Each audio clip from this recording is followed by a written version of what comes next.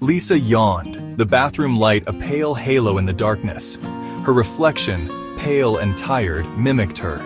She splashed cool water on her face, the sudden chill chasing away the remnants of sleep. The clock ticked past midnight. A low hum vibrated from the pipes as she patted her face dry. Lisa was used to the sounds of the old apartment building, but tonight something felt different. The air felt heavy, the silence broken only by the drip of the faucet. She ran a hand through her hair, pushing it away from her face. Her reflection followed suit, its movements fluid and exact.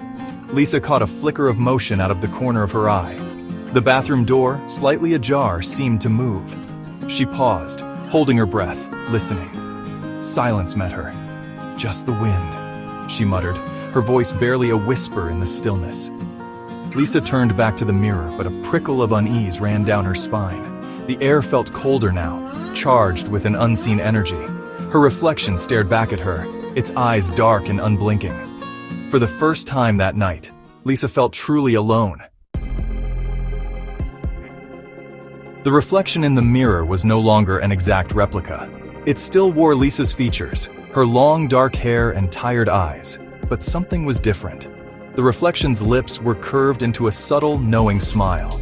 Its eyes, though still her own, held a depth that sent a chill down her spine.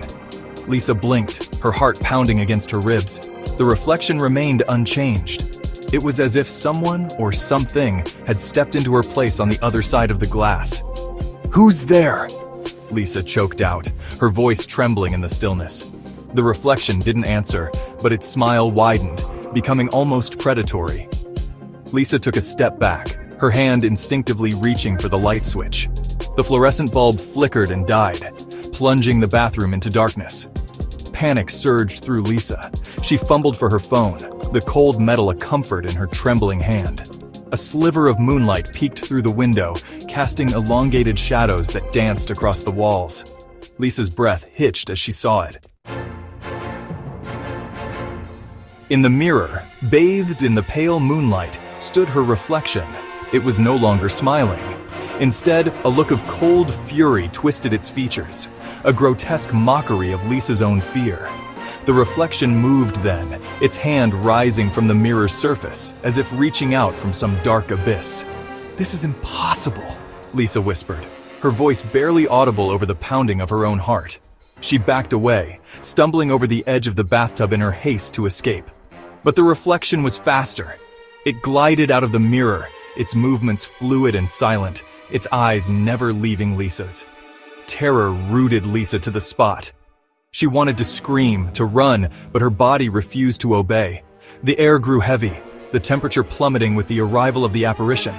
The reflection, no, the entity that wore Lisa's face stalked closer, its hand outstretched, fingers curled like claws. Lisa squeezed her eyes shut, a sob escaping her lips. She couldn't bear to look, couldn't bear to see the abomination that had once been her reflection. A cold hand grasped her wrist, its touch sending a jolt of terror through her. Lisa screamed, a raw, primal sound that echoed through the empty apartment. "Stop it!" she cried, her voice hoarse with fear. "Leave me alone!" But her pleas were met with a chilling silence. Slowly, she opened her eyes. The entity stood before her, its features now a horrifying blend of Lisa's and something else, something ancient and evil. Its eyes, once warm and familiar, now burned with a cold fire.